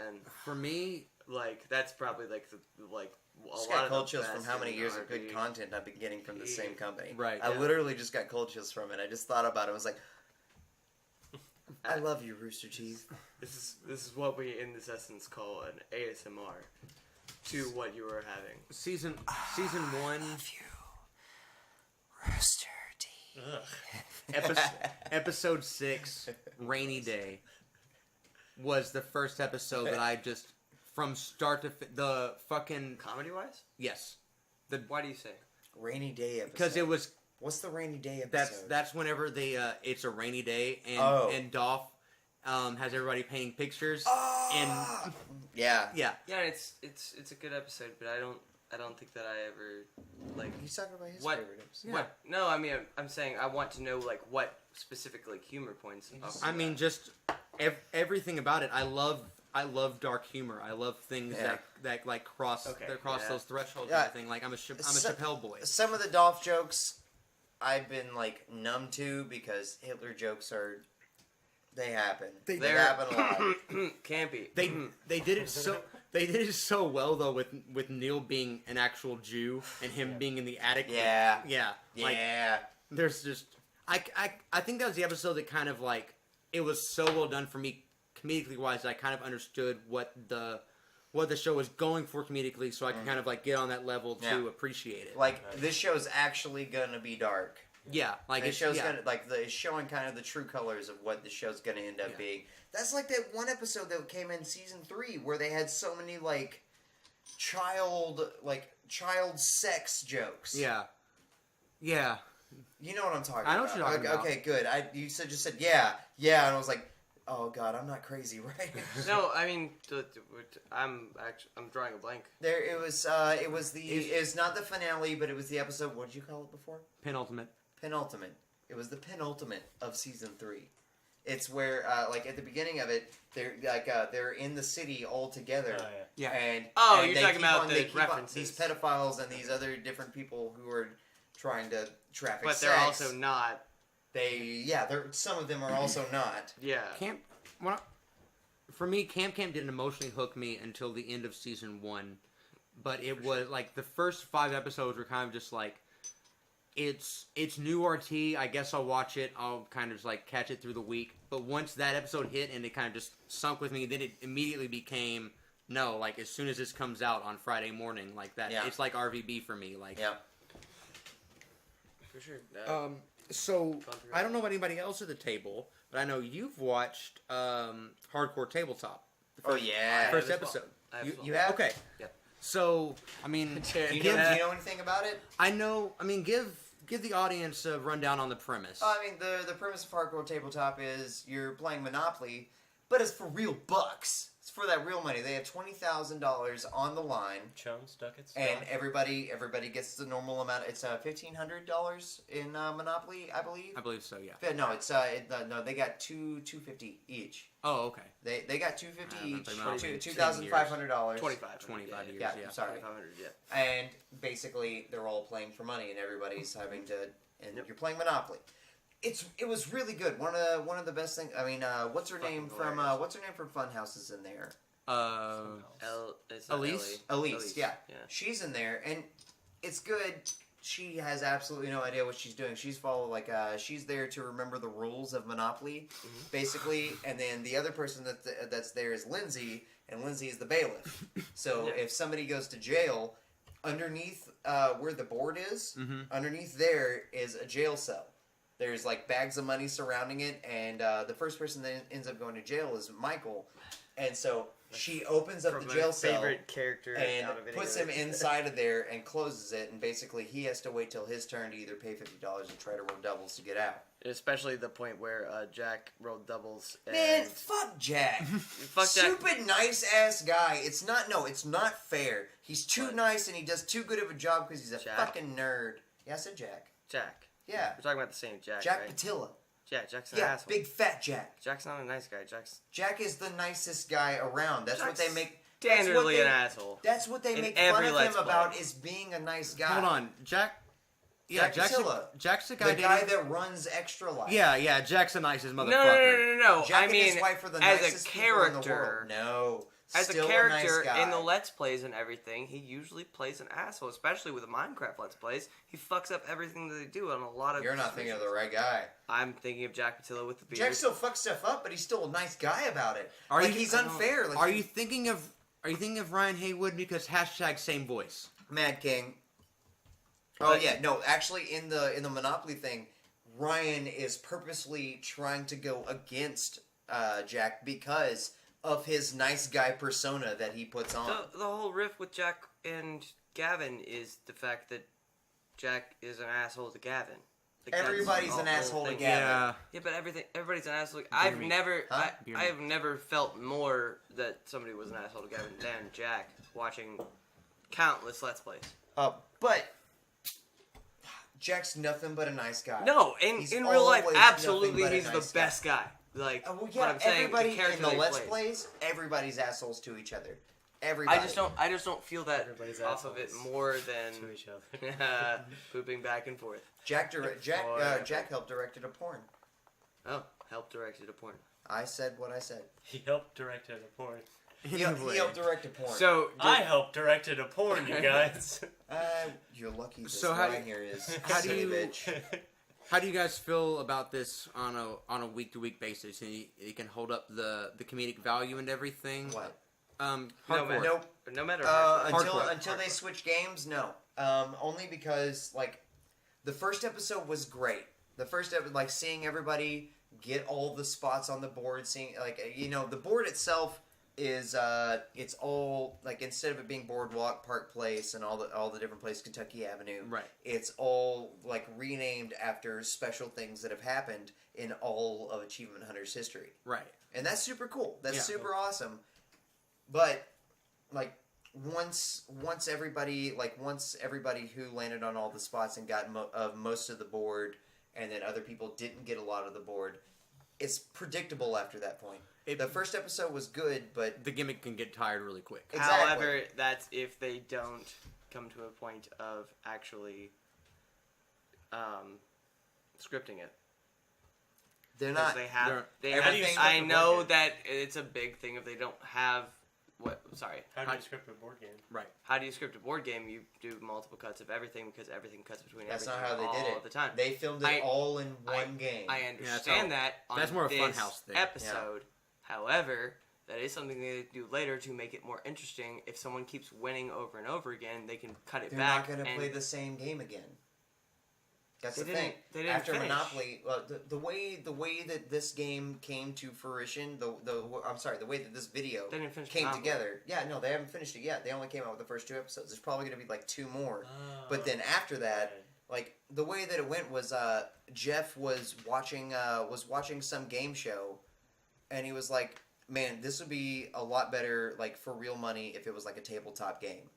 And then he brought it to the Monday meeting, and they were Right. like, "This is a great idea. Right. Go ahead and try to pitch it and see what happens."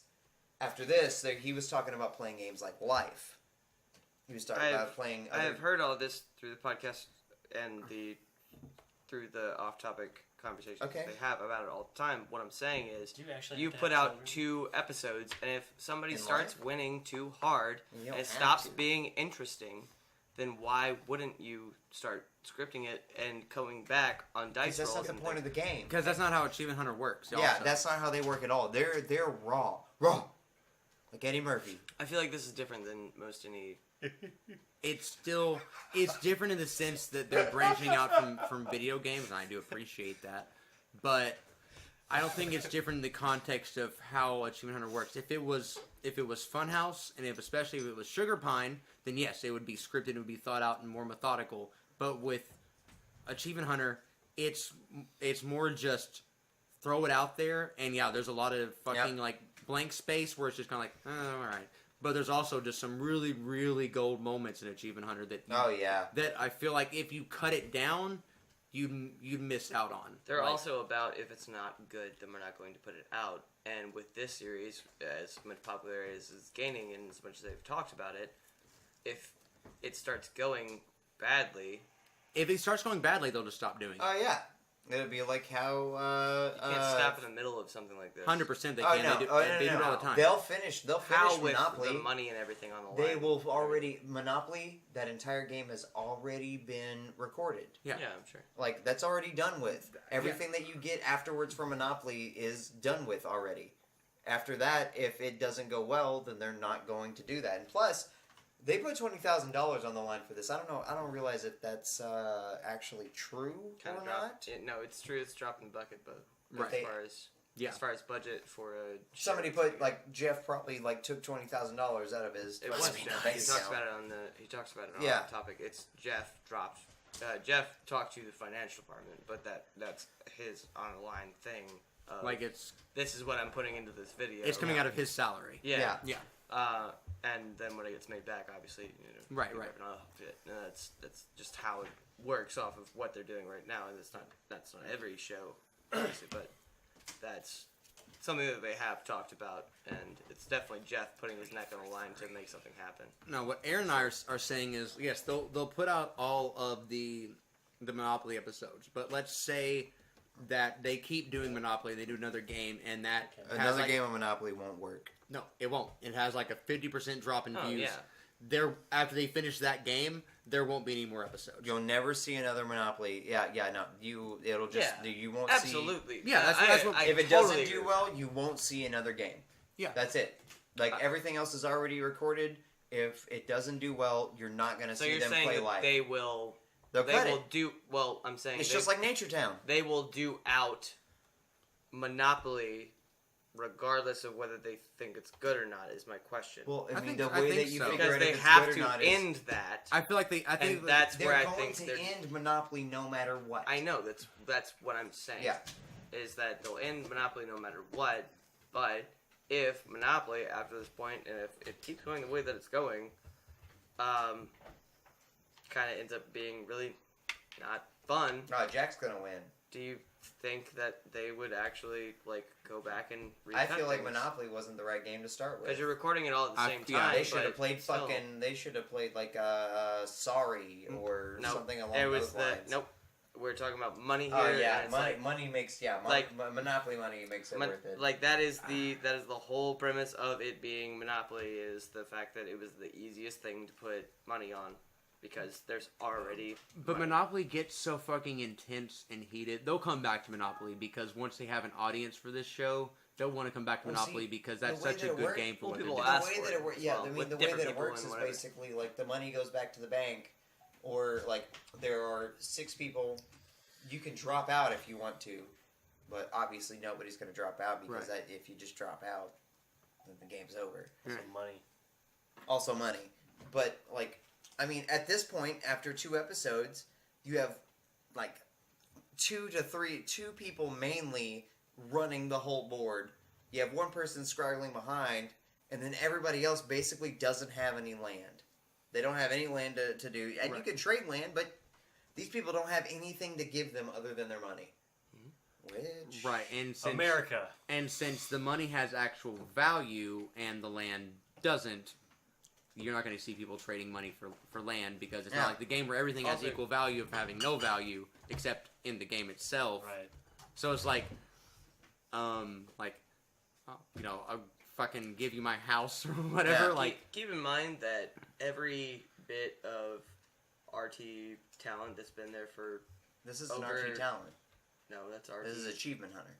That's RT talent. RT talent. Okay, I guess technically. Yeah. Every bit of RT talent that has over 5 years in the company, and I've looked this up, has net worths of over $1 to $3 million if not 5 and 6. They tend to overblow those whenever you. And I get that, but like even that's if they didn't, lowballing yeah, right. because most of them say 3 to 6, Right.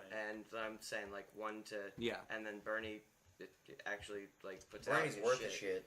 Dude, every fucking year. But I'm saying all of the talent that exists on camera consistently is worth far more than the show itself is putting on the table. Like, doesn't matter that it's $20,000.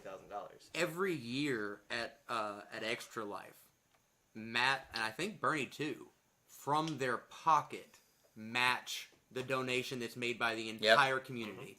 Wow. Yeah. They make money. Yeah. They make mad money. They bank. Bernie and is fucking like, Texan rich. They bank and love doing it. I mean, I'm sure that's why we followed them. I'm sure that at least you have seen the Bernie vlogs.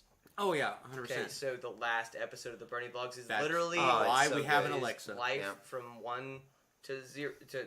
He didn't have any trouble setting from up his 0 house to like 1, that. and it's showing how basically he has automated his entire life. Yeah, it's beautiful. That episode is honestly like just cinematically such a good episode. Yeah, cinematically, that line that he gives for whatever show he's working on, I still hate it. Like you're gonna give me what I want, every single thing or else in the entire episode. I'm going to take it, or something along those lines. And every single line in the entire, every single thing in the entire episode of that is him showing. This is what this has afforded me. And this is what I like have been able to like make for myself by doing everything that I'm doing. That episode is genuinely what I aspired to be. Like, to wake up in the morning, all right, gonna go to this meeting. He deserved a cock-stroking episode. Oh, absolutely. Like, for real. Like, that whole... he said he was gonna do it. Oh. You rooster bite. Sorry, I was just gonna say, just like, in my dream world, I fucking wake up, it's me, so it's still 9 or 10 o'clock, and go to the office and have meetings, and then go into the studio space and work with Jacob for a while, and then we go shoot Does It Science, and then writing space. Like, that episode is, I actually need to go back and watch it, because every time I see it, it's like, no, I need to be better about, like, managing my time and what I want out of all of this. I have to put in all those different things that I want. And also to be able to trust the people around you. Yeah. To have the things that maybe you want to have. You have to make sure everybody's just as involved right now, especially. And also, you show that you have this level of faith in the people around you, where you don't have to be there every moment of every day to. Well, it's also like because Bernie's such a big part of the company and like such on such a higher level above most other people. You don't kind of realize how much he's involved in all the different things until you watch that episode and see all the different things he goes to, like, and stops in for a few minutes to kind of, like, be on the same page. Like, Bernie has his hand in absolutely everything that happens at that company. Matt's in charge of, like, how things are going to happen, but... This is the reason that Bernie's not CEO. I mean... Yeah. Oh, yeah. Matt's... Man, I want to watch the, what was it? It was one of the RT panels. The Ask the CEO? Yeah. Yeah. Yeah, I really enjoyed that. Yeah, honestly. I mean, Matt says I think it is in the Ask the CEO panel when someone asked me about like advice as being a CEO. I was like, I learned a lot from Bernie. Yeah. Like, Bernie was the one, because he was CEO for 10 years of that company. He's the one who set them on the path that's led them to where they are today. Like, it reached a point, and I always had, it was weird for me with Bernie not being like the head of the company anymore and him stepping down, but it reached a point with so many different things happening. And Bernie being more of the creative lead that he just couldn't do both. And they make better content. One of us. They make that as well, because he's a regular ingester of the content, since he doesn't have the business aspect of it. But his ability to step back and do things like what is it? It's not hot takes. It's like the thing where they do like a 1 minute thing of like asking questions. Is it rapid fire? Is that actually what it's called? Oh, the rapid fire questions?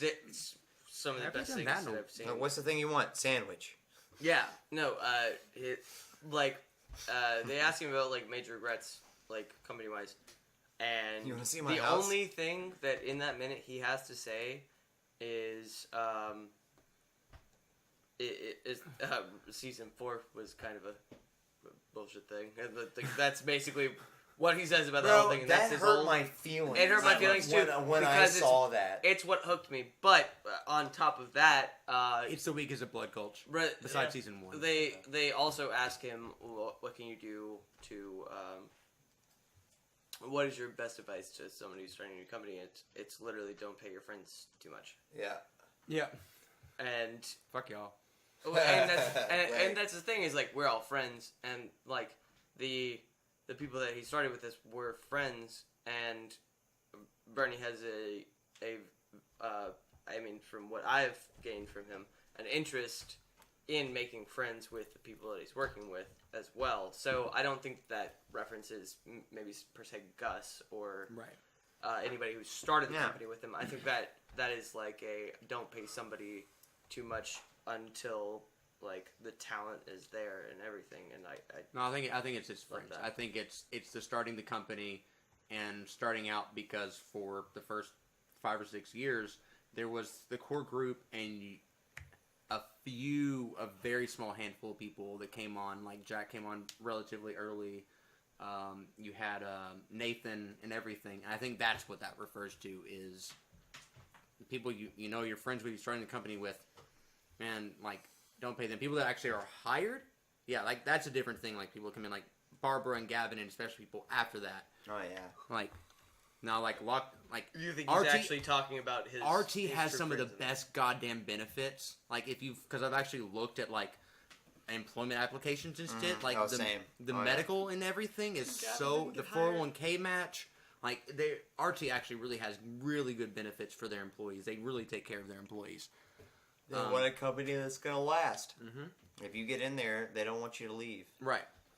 Especially with so many people being on-screen talent, it's always everybody ends up being on-screen talent at one point or another. Yeah, it's damage control when just about anybody leaves the company. So the longer people can stay on, the better. Yeah. They don't have a really high turnover rate. No, not at all. That's easier whenever everybody's healthy and happy and feels secure. In the context of the company. We went a little long this episode, I feel like. Ricky, what's the number? That's hard to say since we watched an episode of Nomad. Yeah, we watched an episode of Nomad in the middle. We're probably about an hour and a half, I'd say. Yeah, probably. So I'll tell you what, we're going to. It's been a while since we've actually done a post show. You want to do that? Yeah, we're gonna do a post show. And we have some more things to talk about, and then we'll kind of just shoot the shit with you guys for a little bit. So go to carnival.com, subscribe to the Gumball Gang, and make sure to check out this week's post show coming up on Friday. And also on Friday on YouTube, we'll have a new episode of Couch Lock. That will be, I believe, the Zelda episode with me and Aaron. Yeah, I was in there. I did that. I was a part of that. And, totally. Make sure to like and subscribe. We'll have a midnight sesh coming out soon, hopefully. Look out for my one-man show. Aaron's a silly little bitch. Go ahead and hit the bell. Yeah, so you coming can to get theaters soon. You can get the notifications for the fortification of your ability to hear us. Check back the week after when I do a review on the silly bitch Nolan movie that he's coming out with. Come back after that where I translate Aaron's review into Braille and supplant his name with, or my name with his. And we're also going to do a Nowhere boy who is also a silly bitch, where it's just Nolan playing John Lennon, but absolutely fucking terribly. So we've got this. The last keynote that you need to know is Nolan is a silly bitch. And cut. Nope.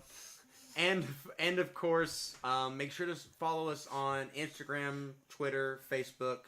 Do we have any other socials right now? NolanIsASillyBitch.com. Oh. Every single thing. Sillybitch.gov.net. Oh. Every single thing that you can find, anything on social media wise, you can look up INDI Carnival. Right. And you will find us there, and we'll Definitely. be sitting there. You can waiting email to hear me your personally. responses. You can Links email in the me description personally below. Waiting at for you, NolanIsASillyBitch at gmail.com. You can look at the front page of CNN and find Aaron's face under the little bitch column. If you look next week in the Zodiac column at Excite.com, you will find Nolan is a silly bitch in the Virgo area. You'll notice that Aaron's astrological symbol is a He's little a Leo. bitch. You would also see that Nolan was raised by little bitches, and that is how he has grown to be the little bitch that he is. Also, buy a fucking shirt. We're broke as fuck. Yeah, Bye. look at